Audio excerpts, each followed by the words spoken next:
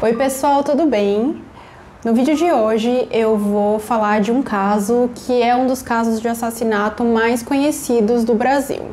A Elise matou e esquartejou o marido dela, o Marcos, depois de uma discussão muito grande motivada por ciúmes, mas existe muito mais nessa história, como eu vou contar para vocês hoje.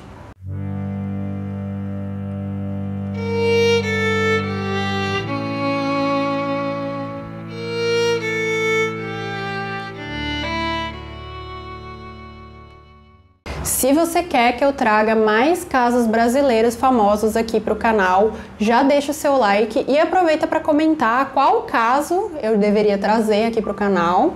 Só relembrando que já tem vídeo aqui sobre o caso Richthofen, eu vou deixar aqui nos cards para vocês assistirem depois de terminar esse vídeo aqui da Elise. Em 20 de maio de 2012, um homem chamado Marcos Kitano Matsunaga foi dado como desaparecido pela família. O desaparecimento dele não repercutiu de imediato na mídia, porque existe um acordo entre a polícia e a imprensa para não divulgar desaparecimentos, porque podem ser sequestros e pode ser que a cobertura da imprensa atrapalhe a negociação da polícia. Mas esse caso tinha tudo para repercutir de imediato, porque o Marcos era herdeiro da Yoki, que é uma empresa de alimentos aqui do Brasil que foi fundada em 1960 pelo avô do Marcos, que era um imigrante japonês. Os amigos dele de faculdade o descreviam como um homem dedicado e estudioso, e quando o Marcos passou a se envolver com a empresa da família, ele se envolveu em projetos de expansão e em pouco tempo a empresa cresceu 10 vezes o tamanho que ela tinha originalmente, e tudo com o trabalho do Marcos. Apesar de ele ter esse trabalho expressivo dentro da empresa da família, ainda tinha algumas questões quanto à sucessão do pai dele na presidência da Yoki. O Marcos tinha outro irmão e tal, então não sei se eles não conseguiram chegar num consenso a respeito de quem assumiria a empresa no futuro.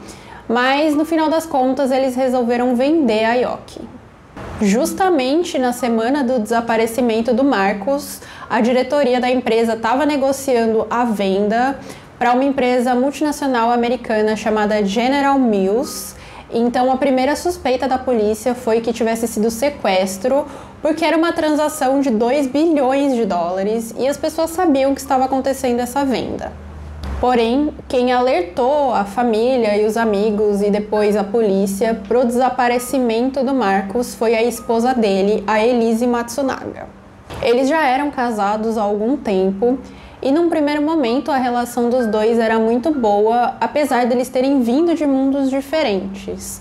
O Marcos era rico, era herdeiro da Yoki, sempre teve muito dinheiro. E a Elise, ela já era de origem humilde, ela nasceu numa cidade no interior do Paraná, então a vida dela era completamente diferente da vida do Marcos. Quando a Elise tinha 3 anos de idade, o pai a abandonou, então ela foi morar com os avós e com a tia, porque a mãe dela acabou indo para Curitiba para procurar um emprego que pagasse um pouco melhor. Anos depois, a mãe dela retornou para Chopinzinho, que era a cidade natal da Elise e da família dela, só que ela voltou casada de Curitiba, ela tinha conhecido um homem lá, e ela trouxe a filha dela, a Elise, para morar com o casal, depois de um tempo que eles estavam de volta. Em pouco tempo, esse homem começou a assediar a Elise, ele ficava observando ela tomar banho, ele tirou o trinco da porta do banheiro para poder entrar lá enquanto ela estava lá dentro, fingindo que não sabia que ela estava lá. E ela se sentia incomodada, mas ela não tinha muito para quem falar o que estava acontecendo. Até que quando a Elise tinha 15 anos, o padrasto abusou sexualmente dela. A mãe dela e o padrasto tiveram uma filha juntos, e a Elise diz que tem certeza que a irmã dela passou pela mesma situação que ela, mas as duas eram muito jovens e não tinham com quem extravasar, então acabaram aguentando em silêncio.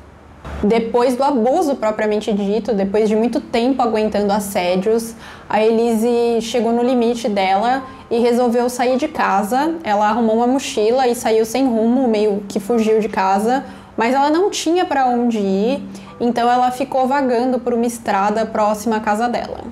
Quando anoiteceu, um carro passou a seguir a Elise e andar bem devagar do lado dela na estrada.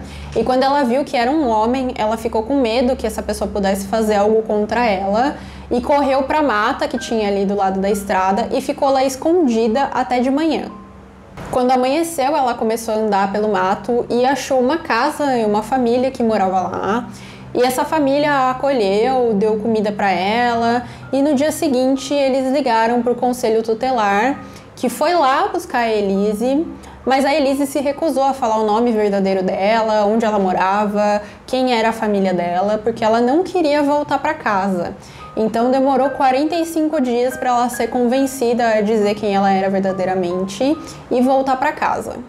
A família dela ficou super preocupada sem ter notícias dela, não sabiam se ela estava viva, se tinha acontecido alguma coisa, se ela tinha sido raptada por alguém.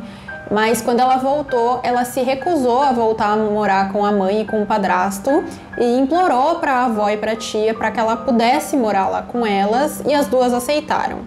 Ela continuou morando com as duas por mais alguns anos, até que a Elise decidiu se mudar para a cidade de São Paulo e passou a trabalhar lá como acompanhante de luxo. Ela tinha um perfil em um site de profissionais do sexo e foi lá que o Marcos a viu a primeira vez. Ele achou ela muito bonita e contratou os serviços dela.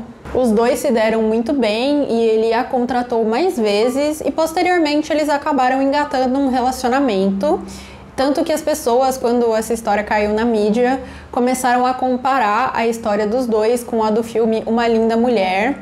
Porém, o caso da Elise e do Marcos teve um final muito diferente do final do filme.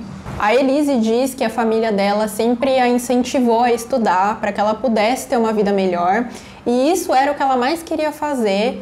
Então foi por isso que ela optou por trabalhar como profissional do sexo, porque ela não tinha nenhuma outra aptidão no momento, era o que ela tinha a oferecer, e com esse dinheiro ela conseguia custear a faculdade, aluguel, plano de saúde e todos os gastos pessoais que ela tinha em São Paulo.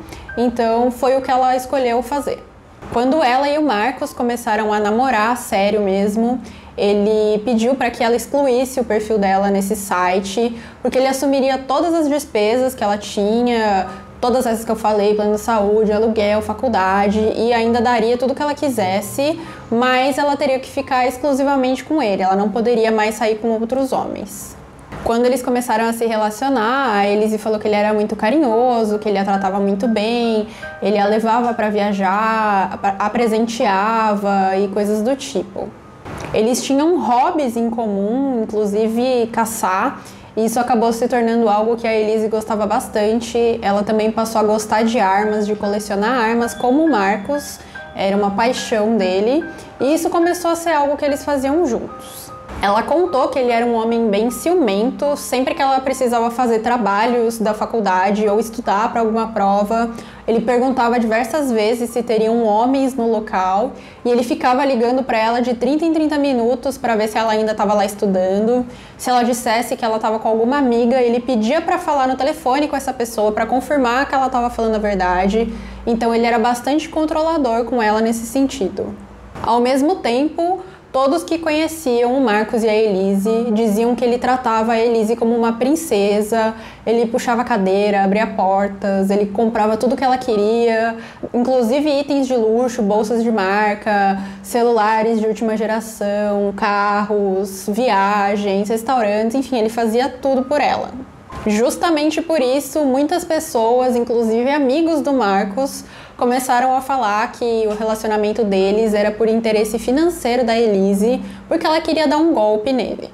Algum tempo depois deles se casarem, os dois começaram a planejar ter filhos, mas a Elise não conseguia engravidar, então ela precisou fazer uma bateria de exames, fazer acompanhamento médico e começou a tomar hormônios, mas nem assim ela conseguia engravidar.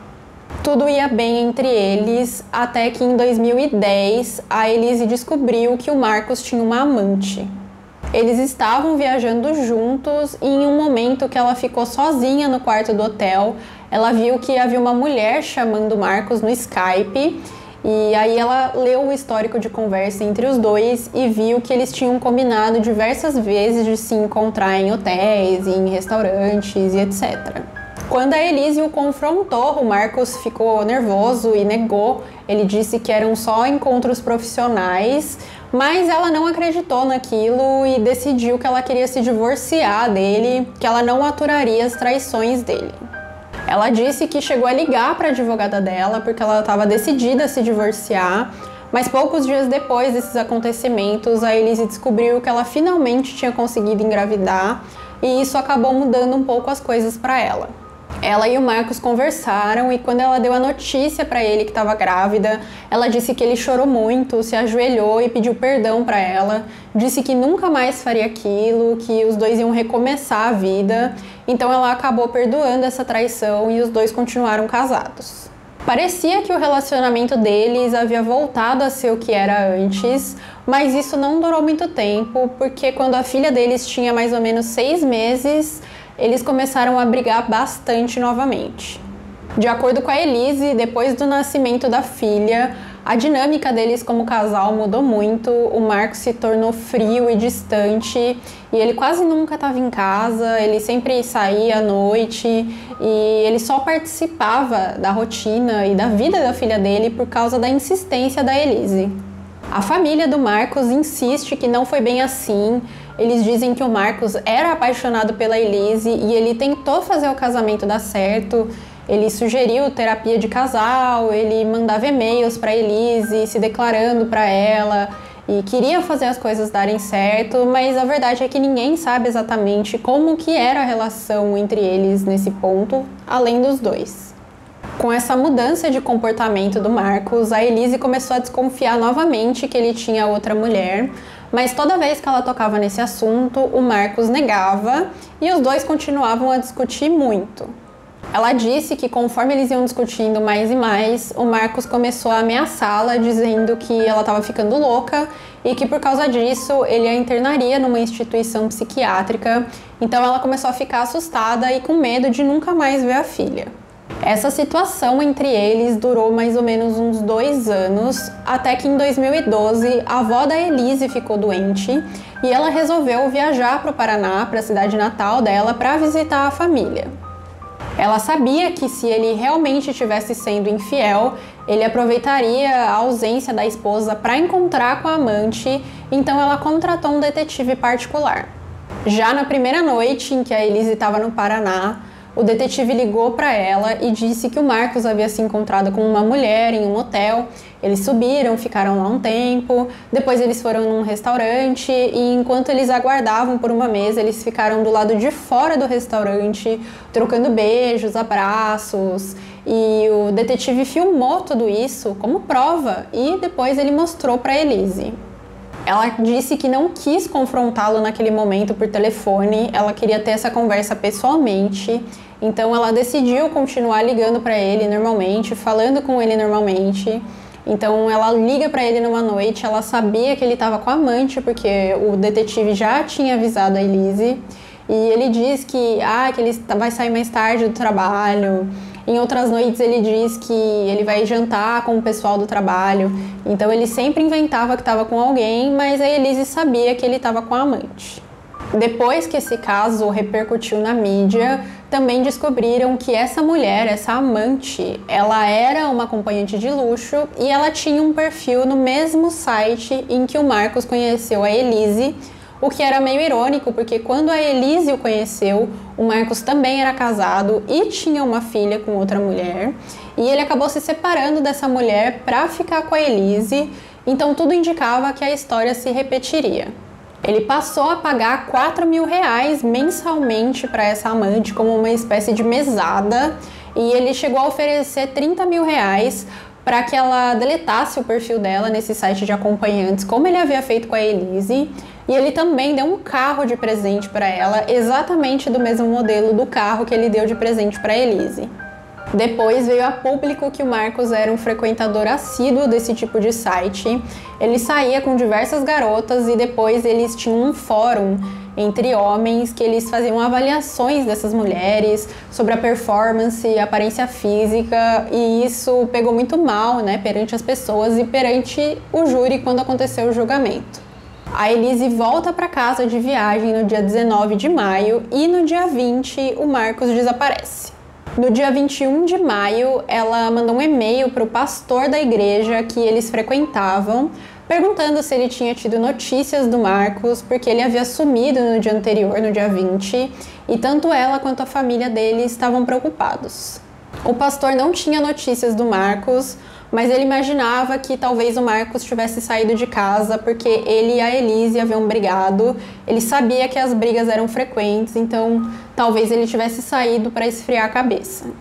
Para a família dele, a Elise disse inicialmente que o Marcos tinha saído de casa no domingo, no dia 20, dizendo que encontraria com executivos dessa empresa que queria comprar a Yoki e que talvez demorasse para voltar. No dia 21, ele teria uma reunião com esses empresários na própria sede da empresa e todos sabiam disso. Então sabiam que ele não faltaria nesse compromisso e quando ele não apareceu, as pessoas começaram a desconfiar que algo teria acontecido com ele. Porém, logo a Elise acabou contando uma segunda versão dos fatos para a família do Marcos.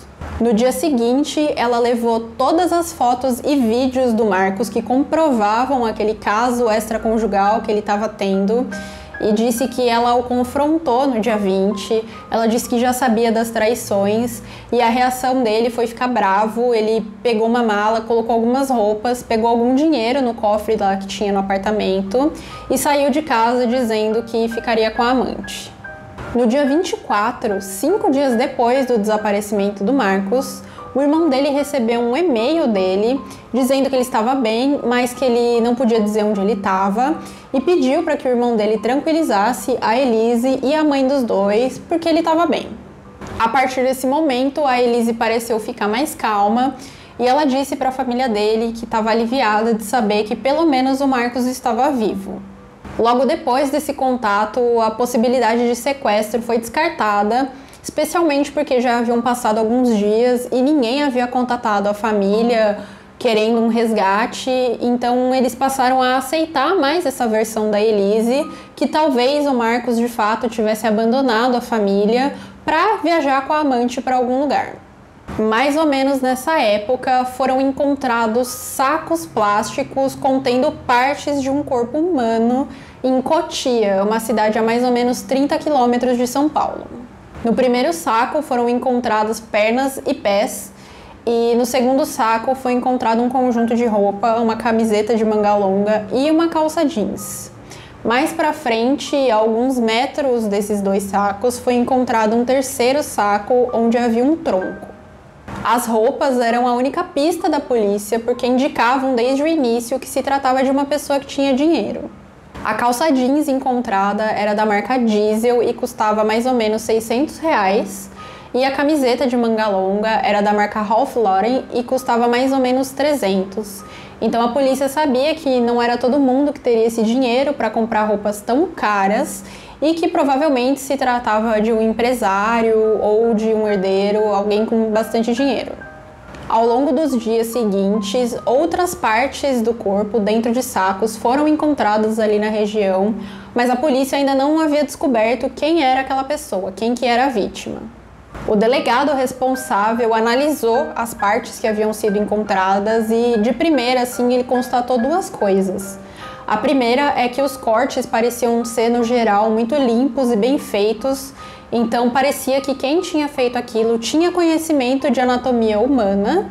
E segundo, que aquilo parecia ser um crime de ódio, parecia um crime passional, então a pessoa que havia feito isso tinha alguma relação com a vítima e estava sentindo muita raiva dela naquele momento. Rapidamente, quando essa história chegou na mídia, começaram a surgir pessoas contando histórias conflitantes.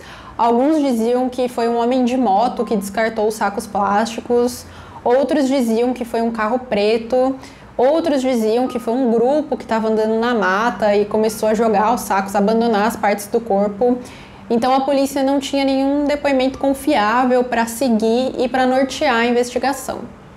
Finalmente, depois de vários dias, a cabeça foi localizada e os médicos legistas que examinaram viram que havia um buraco de perfuração de bala que havia entrado pela lateral esquerda superior, então aqui em cima, e saído na mandíbula. As digitais da vítima não estavam muito preservadas, mas o rosto estava e logo eles identificaram que se tratava de uma vítima com traços asiáticos. O desaparecimento do Marcos e a localização desse corpo esquartejado logo se conectaram e a polícia ligou para a família dele para que alguém fosse fazer o reconhecimento do corpo no IML. O irmão dele foi até lá e, apesar de o corpo já estar em estado avançado de decomposição, ele reconheceu principalmente as mãos do irmão dele, e em pouco tempo a notícia que aquele corpo misterioso tinha sido identificado e que era do herdeiro da IOC estava em todos os jornais e noticiários do país. O Marcos era um dos empresários mais ricos do Brasil, então a pressão que a polícia sofreu para solucionar logo esse caso foi muito grande. O irmão dele prestou depoimento naquele mesmo dia e contou sobre a vida do Marcos, inclusive que ele era casado e que a esposa dele era bacharel em direito. E quando o delegado perguntou sobre o passado da Elise, o irmão do Marcos disse que ela havia trabalhado como enfermeira. Aquilo já acendeu um alerta para o delegado responsável, porque, como eu disse, uma das primeiras coisas que ele reparou no corpo foi que os cortes haviam sido feitos por alguém que tinha conhecimento de anatomia. Então, quando ele soube que a Elise havia trabalhado como enfermeira e que tinha conhecimentos de anatomia, ele já começou a suspeitar dela. O irmão do Marcos também contou a história que a Elise contou para ele, e isso levou a polícia a ir até o prédio e analisar as imagens do circuito interno do prédio, mas as imagens não mostravam o Marcos saindo do prédio. Eles passaram a analisar as imagens do dia anterior, do dia 19, e por volta de 6h30 da tarde, o Marcos, a Elise, a filhinha deles e a babá entraram no elevador.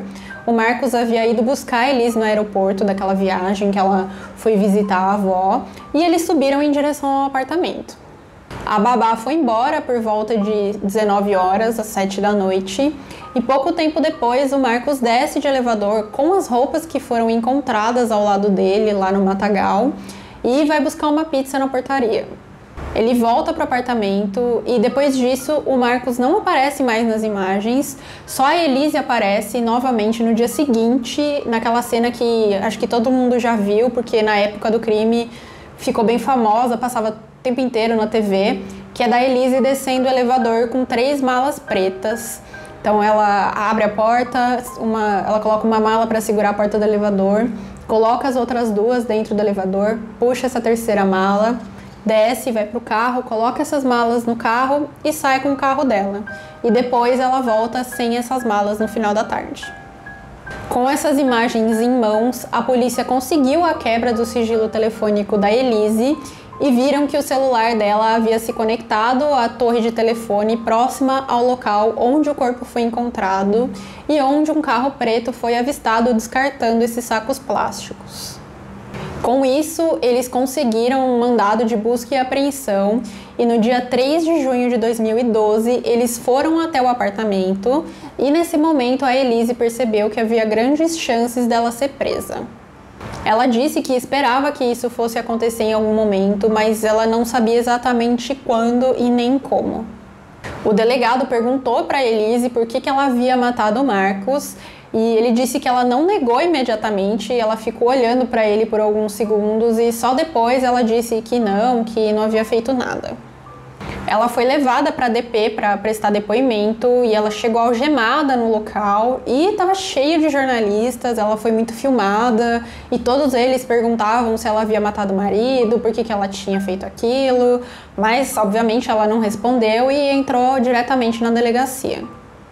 Chegando no local, ela acabou confessando o crime, o que chocou um pouco os policiais porque eles não esperavam uma confissão.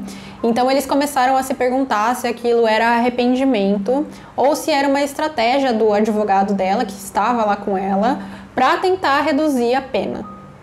Ela disse que quando ela foi conduzida à delegacia, ela não tinha intenção de confessar, mas ela passou quase um dia inteiro na cela, esperando para passar pelo interrogatório, e ela teve tempo para refletir e percebeu que ela não conseguiria guardar aquilo para sempre. Ela conversou com o advogado dela e disse que tinha intenção de confessar, e ele a orientou a falar a verdade, já que ela tinha decidido confessar, que ela dissesse exatamente o que havia acontecido, mas nem a polícia e nem o Ministério Público acreditam que a versão que a Elise contou seja a verdade mesmo. A primeira coisa que eles acham que não é verdade é que ela tenha confessado por arrependimento. O delegado responsável já tinha provas do envolvimento dela no crime e a confissão ela é uma atenuante da pena, ou seja, ela pode diminuir o tempo que a pessoa fica presa.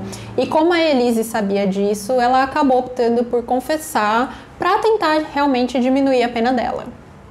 Possivelmente por orientação do advogado, a Elise acabou contando uma versão que indicava que aquilo havia sido um crime passional, ou seja, tinha sido na emoção do momento, tinha sido um crime motivado por uma grande emoção. Ela dizia que o casamento dela vinha sofrendo com crescente tensão, o que só chegou ao ápice quando as traições do Marcos foram confirmadas pelo detetive particular. Quando a Elise contou para o Marcos que ela havia contratado um detetive particular, ele teria ficado extremamente irritado com ela e dado um tapa no rosto dela. E foi isso que foi a gota d'água e a motivou a cometer o assassinato, porque ela teria ficado com medo do que ele poderia fazer, mas não havia nenhuma prova de que isso realmente tinha acontecido, além do relato da Elise. Se de fato tivesse acontecido um crime passional com posterior ocultação de cadáver, a pena dela seria de mais ou menos 7 anos, com redução de até 2/3 por ela ser ré primária. Porém, com o laudo do médico legista, acabou ficando evidente que essa versão não era verdadeira e ela foi denunciada pelo Ministério Público, que pediu a incidência de 3 agravantes nesse caso. A primeira era um motivo torpe, porque eles acreditavam que ela havia cometido esse assassinato por vingança ou dinheiro. A segunda era meio cruel, porque ela esquartejou o marido. E a terceira era a impossibilidade de defesa da vítima. Na verdade, eles acreditavam que a motivação da Elise havia sido uma junção desses 2 fatores, que havia sido vingança e dinheiro. Porque na época em que o crime aconteceu, como eu disse, a Yoki estava sendo vendida por um valor muito alto, então a Elise possivelmente achou que conseguiria cometer esse crime, conseguiria esconder as evidências do envolvimento dela, e ela continuaria a manter o padrão de vida que ela tinha. A família do Marcos não a deixaria desamparada, principalmente porque ela tinha uma filha com o Marcos, então ela não correria o risco de perder tudo que ela havia conquistado.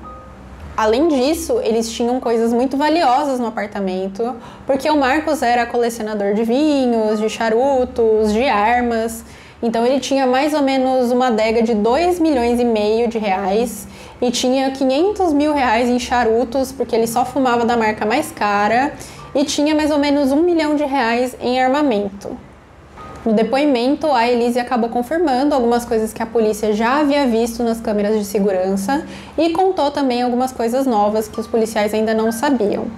E no dia 6 de junho de 2012, ela também retornou ao apartamento com a polícia para ajudar na reconstituição do crime. Ela relata que o Marcos foi buscá-la no aeroporto por volta de 5 horas da tarde, no dia 19 de maio de 2012, e que apesar de estar bastante magoada, ela optou por não falar nada sobre as traições naquele momento, para não causar nenhuma cena, e que para eles conversarem sobre o assunto com mais calma depois em casa. Assim que eles chegaram, eles decidiram pedir uma pizza e logo depois de ligar para o delivery, a Elise falou que o Marcos recebeu uma ligação e que ele ficou bastante ansioso e agitado, e ela começou a desconfiar que essa ligação fosse da amante dele.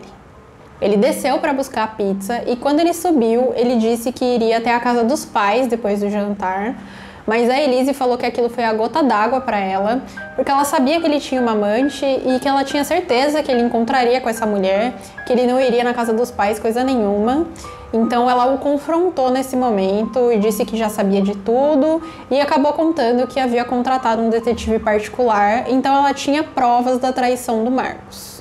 De acordo com o relato dela, ele teria ficado extremamente alterado nesse momento. Ele levantou e deu um tapa na mesa e começou a xingá-la.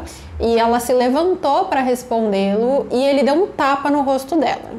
A Elise disse que ficou em choque com isso, porque ele nunca havia feito nada parecido então ela nem respondeu para ele naquele momento. A reação dela foi se dirigir até o cômodo ao lado, onde tinha um móvel em que eles guardavam uma arma para proteção da família. Ela pegou essa arma e disse que fez isso porque naquele momento ela ficou com medo do Marcos, porque ele estava transtornado e ela não sabia se ele faria alguma coisa contra ela, e que ela chegou até em pensar em guardar essa arma novamente, que ela parou naquele momento e falou, nossa, o que você tá fazendo e tal, mas que ela ouviu ele andando no corredor e que ela voltou a ficar com medo dele, então ela continuou com a arma na mão. Ela ouviu ele se aproximando e seguiu em um corredor em direção à cozinha, e quando ela chegou na cozinha, ela viu que o Marcos apareceu no extremo oposto desse corredor, no cômodo onde ela estava, e ele viu que ela estava segurando a arma. Ela disse que ele debochou da cara dela, que ela não teria coragem de fazer isso, e nesse momento ela apontou a arma para ele e ele começou a se aproximar lentamente dela, desafiando ela a atirar nele. Nesse momento, por estar com medo do que ele pudesse fazer, a Elise diz que disparou em direção ao Marcos e isso acabou ocasionando a morte dele. Porém, para o Ministério Público, como eu disse, não havia como essa versão da Elise ser verdadeira. O primeiro ponto é que a Elise tinha mais ou menos 1,55 m, enquanto o Marcos tinha 1,80 m. Pela descrição que ela fez, ela apontou para ele com a arma mais ou menos na altura do peito, mas, como eu disse, o laudo médico mostrou que a bala havia entrado por cima, pelo lado esquerdo, e saído mais ou menos na altura da mandíbula. Então, se ela realmente tivesse atirado nessa posição que ela falou, a bala teria entrado de baixo para cima e não de cima para baixo. O segundo ponto foi que a Elise afirmou que havia atirado no Marcos a uma distância de mais ou menos 2 metros, mas pelo buraco que a bala deixou, não havia como isso ser verdade. Parecia um tiro dado de perto. Além disso, o tiro havia deixado umas marcas no orifício de entrada, que são chamadas de tatuagens, que são feitas pela pólvora, quando dispara muito de perto. Então isso mostrava que não tinha como ter sido um tiro a 2 metros de distância. A família e os amigos do Marcos nunca acreditaram na versão da Elise, porque diziam que ele era um homem tímido e recatado, então se algo o desagradava, ele não tinha tendência a explodir e perder o controle. Pelo contrário, se algo o desagradava, ele se fechava e se tornava uma pessoa fria. Eles acreditavam que ela havia criado essa narrativa de violência para tentar justificar o que ela havia feito, e que ela matou o Marcos por medo de perder a vida que ela tinha, porque ela era uma pessoa de origem humilde, que conseguiu muita coisa, então a possibilidade do Marcos largá-la para ficar com outra foi algo que fez ela se tornar uma pessoa violenta, instável e imprevisível. Apenas em 2016, 4 anos depois do crime, é que a Elise foi levada a julgamento, que ocorreria por júri popular. Caso a tese da defesa dela fosse acolhida e fosse considerado um homicídio simples, ela pegaria entre 6 e 12 anos de prisão, e considerando-se que ela estava presa há 4, talvez ela só ficasse mais 2 anos presa antes de ser libertada. Porém, caso a tese do Ministério Público fosse acolhida, ela podia pegar até 30 anos de prisão, porque eles defendiam que ela havia premeditado o crime e que ela havia feito aquilo por vingança e por dinheiro.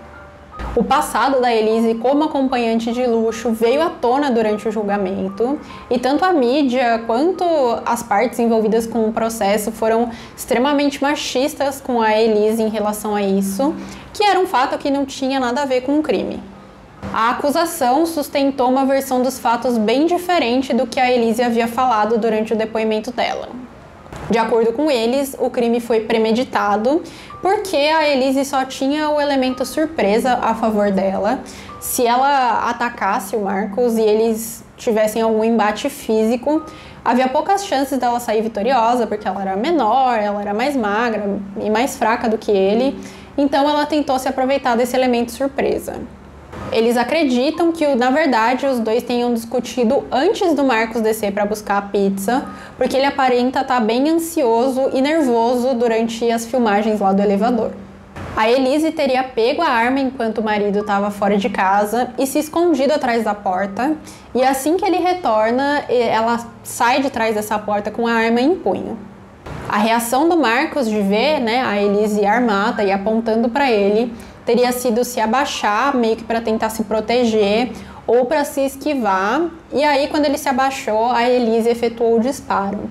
E isso explicaria como que ela, sendo tão mais baixa que ele, conseguiu fazer um disparo daquele ângulo de cima para baixo. A Elise continua alegando que não foi algo premeditado, foi algo que foi no calor do momento, no desespero do momento, e que se tivesse sido algo premeditado, ela não teria feito dentro da própria casa. A defesa da Elise alega que o laudo foi fraudado e eles fizeram até uma animação para mostrar mais ou menos ali como os fatos teriam ocorrido de acordo com o relato da Elise, que naquele momento que o Marcos estava no corredor que dava para a cozinha, indo em direção a ela, ele teria feito meio que um movimento brusco que assustou a Elise, e nesse movimento ele abaixou um pouco o corpo, e foi o momento em que ela disparou e que por isso que o tiro pegou de cima para baixo. Ela disse também que a primeira reação dela quando isso aconteceu foi querer ligar para a polícia, mas que ela sabia que a filha dela seria levada se ela fizesse aquilo naquele momento, então ela optou por tentar se livrar do corpo. Por não conseguir pensar em uma maneira melhor de fazer isso e por estar totalmente desesperada, a Elise diz que nesse momento que ela teve a ideia de desmembrar o Marcos. Ela conta que ela o arrastou para um quarto e que ela esperou mais ou menos 12 horas para iniciar o desmembramento, porque ela sabia que isso faria o sangue estancar e que aí não sujaria o apartamento com o sangue do Marcos.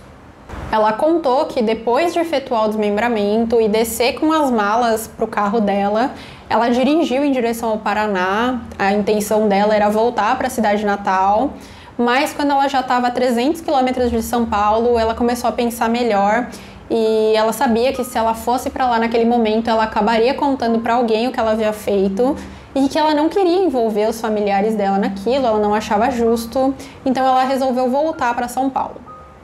Na volta, ela foi parada pela polícia porque um radar inteligente na estrada detectou que o licenciamento do carro dela estava vencido, mas obviamente o policial nem sonhava que o corpo do Marcos estava no carro. Então, depois de tomar uma multa, a Elise foi liberada e ela dirigiu em direção a Cotia, onde ela abandonou o corpo. Apesar da Elise ter relatado que esperou 12 horas para desmembrá-lo, o médico legista esclareceu durante o julgamento que a causa mortis do Marcos foi asfixia por inundação da área respiratória por sangue. Ou seja, ele estava respirando quando a Elise começou a desmembrá-lo e ele não faleceu de imediato com o tiro. Isso complicou muito a situação da Elise porque ela usou um meio cruel para matá-lo e quando ela iniciou o desmembramento, o Marcos ainda estava vivo. Para rebater esse argumento, a defesa da Elise contratou um médico legista particular e eles solicitaram que fosse feita a exumação do corpo do Marcos, ou seja, ele foi desenterrado para que novos exames fossem feitos. Eles queriam comprovar que a vítima não estava consciente no momento do desmembramento, então não tinha nenhuma agravante por causa disso, por utilização de meio cruel, justamente porque ele não estava consciente. Eles defendiam que o tronco do cérebro do Marcos foi destruído com o tiro e a partir daquele momento, apesar de ele ainda estar vivo, ele não estava consciente. No começo das investigações, a polícia havia ligado o fato da Elise ter feito esse desmembramento de forma tão perfeita a ela ter sido enfermeira, mas conforme a investigação progrediu, eles passaram a ligar isso mais ao fato de ela e o Marcos praticarem caça do que ao fato dela ser enfermeira. Porque quando eles caçavam e às vezes eles até consumiam esses animais, tipo javalis, cervos, sei lá, ela fazia todo o desmembramento, tirava a pele do animal para consumir, enfim. Então, para ela, a anatomia do ser humano não era tão diferente assim da anatomia animal. Mesmo depois de confessar tudo, a questão do desmembramento era algo que a Elise tinha dificuldade para relatar, até durante a confissão, durante o julgamento, quando ela foi fazer a reconstituição dos fatos também. Sempre que chegava nesse assunto, ela se enrolava ou ela pedia para parar um pouco, porque estava muito difícil para ela. Então, o Ministério Público até suspeitou que talvez tivesse uma terceira pessoa envolvida e que ela não tinha como contar o que havia acontecido sem mencionar o envolvimento dessa pessoa. Então, por isso que ela não falava nada. Eles também achavam improvável que ela, sendo tão magrinha e baixinha, conseguisse arrastar um homem por 15 metros até o outro quarto e que fizesse o desmembramento sozinha. Além disso, apesar de, em um primeiro momento, o delegado ter identificado os cortes como perfeitos, o médico legista percebeu que, na verdade, havia uma diferença entre os cortes no corpo. Os cortes feitos na região abdominal e nos membros inferiores eram perfeitos, feitos por alguém que tinha conhecimento de anatomia, mas os cortes da parte superior do corpo pareciam ter sido feitos por pessoas ou por uma pessoa que não tinha o menor conhecimento de anatomia, pareciam ter sido feitos de qualquer jeito, enfim. A Elise justificou que isso aconteceu porque ela não estava preocupada em fazer cortes certos ou errados, ela só queria acabar logo com aquela situação, mas o Ministério Público começou a desconfiar que talvez um médico tivesse auxiliado a Elise e quiseram abrir um novo inquérito policial para investigar a morte do Marcos. A defesa da Elise alegou que aquilo era absurdo, que era impossível que alguém tivesse entrado no prédio sem ser visto por nenhuma câmera de segurança. Então, o Ministério Público começou a defender a hipótese de que alguém que morava no prédio, algum médico, havia auxiliado a Elise. Depois de muita investigação, de refazerem o trajeto que a Elise fez de carro, de novas perícias no apartamento, o inquérito acabou sendo arquivado porque não havia provas consistentes do envolvimento de outra pessoa. Os médicos que moravam no prédio da Elise nunca foram investigados e as pessoas começaram a especular se isso tinha acontecido por pressão ou por suborno, porque as pessoas que moravam ali naquele prédio eram pessoas de muito dinheiro, então o fato de o Ministério Público e a polícia meio que desistir daquela investigação e nunca interrogar essas pessoas levantou um pouco de suspeita que talvez fosse por isso, por serem pessoas ricas, e que se esse crime tivesse acontecido no subúrbio ou numa favela, a conduta da polícia teria sido bem diferente. O médico legista contratado pela defesa da Elise disse que o fato de terem cortes diferentes não significava de forma alguma que alguém tinha auxiliado a Elise, pelo contrário, porque se tivessem todos os cortes muito perfeitos e ele tivesse visto aquilo, ele pensaria que a pessoa que cometeu o crime, a pessoa que fez o desmembramento, ela parou em algum momento, descansou, teve tempo para pensar, afiou a faca e aí ela continuou a fazer o desmembramento. Como a Elise queria terminar logo com aquilo e acabar com aquela situação, então era óbvio que os cortes tinham ficado daquela forma, porque a faca foi ficando sem corte, ela foi ficando cansada, então era completamente normal. No fim das contas, como o Ministério Público não conseguiu comprovar que a Elise teve ajuda, ela foi sozinha a julgamento no dia 28 de novembro de 2016. Esse julgamento durou uma semana e chegou ao fim no dia 5 de dezembro de 2016. Eram 7 jurados, 4 mulheres e 3 homens, e depois de verem todas as provas, ouvirem a acusação, a defesa, ouvirem as testemunhas, eles se reuniram em uma sala, fora da sala de audiências, para decidir se a Elise era culpada ou inocente. É feita uma votação entre eles e os jurados recebem alguns cartõezinhos escritos sim ou não, e aí o juiz vai perguntando várias coisas, se a pessoa foi culpada, se não foi, se teve qualificadora, sei lá, por meio cruel, motivo torpe, e aí os jurados vão votando, colocando num saquinho, e aí depois o juiz pega e contabiliza os votos para ver o que a maioria acha. O conjunto dessas respostas define se o indivíduo é culpado ou inocente e depois cabe ao juiz determinar a pena se ele for considerado culpado. O objetivo do Ministério Público era a condenação da Elise por homicídio triplamente qualificado, que era motivo torpe, meio cruel e impossibilidade de defesa da vítima, mas os jurados não acataram as 3 qualificadoras, eles acataram apenas uma, que foi a impossibilidade de defesa da vítima. Eles entenderam que o motivo não foi torpe, que ela não tinha feito aquilo por vingança ou por dinheiro, e também que não foi meio cruel, porque o Marcos não estava consciente quando o desmembramento foi feito.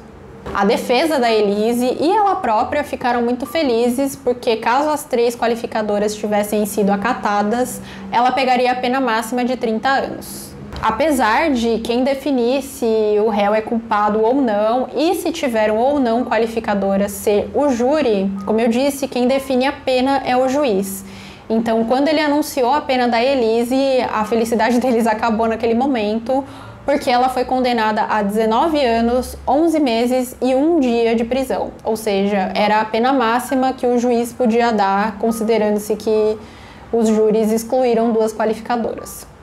Isso acabou fazendo com que ninguém saísse completamente satisfeito do julgamento, porque a defesa da Elise queria que ela pegasse uma pena mínima, talvez essa pena de 6 anos, e como ela já tinha cumprido 4, talvez logo ela conseguisse sair livre, e a acusação queria que ela pegasse a pena máxima de 30 anos, então no final das contas ninguém saiu muito satisfeito mesmo. A família do Marcos não quis recorrer para aumentar a pena da Elise, porque eles entenderam que o fato dela ter sido julgada culpada já era suficiente e que a justiça tinha sido feita. Em 2019, ela teve a primeira saidinha da cadeia desde que ela foi presa, e ela encontrou com alguns familiares, inclusive com a avó dela que a criou, que ela não via desde aquela viagem lá pouco antes do crime, em 2012. A avó dela tinha bastante idade e não conseguia se deslocar lá do interior do Paraná até São Paulo para visitá-la. Então, quando a Elise saiu em 2019, elas conseguiram se encontrar, porque a Elise viajou até a cidade vizinha, a cidade natal delas. A Elise não pôde encontrar com a filha dela, que mora com os avós paternos, os pais do Marcos, mas ela diz que agora o objetivo dela é conseguir ver a filha novamente, nem que seja quando a filha for maior de idade, para que elas consigam conversar.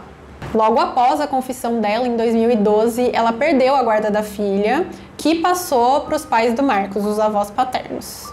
A advogada da Elise chegou até a falar que ela pretende solicitar que a Elise possa visitar a filha, nem que sejam visitas judicialmente supervisionadas, para que ela possa se reconectar com a menina e contar a versão dela do que aconteceu.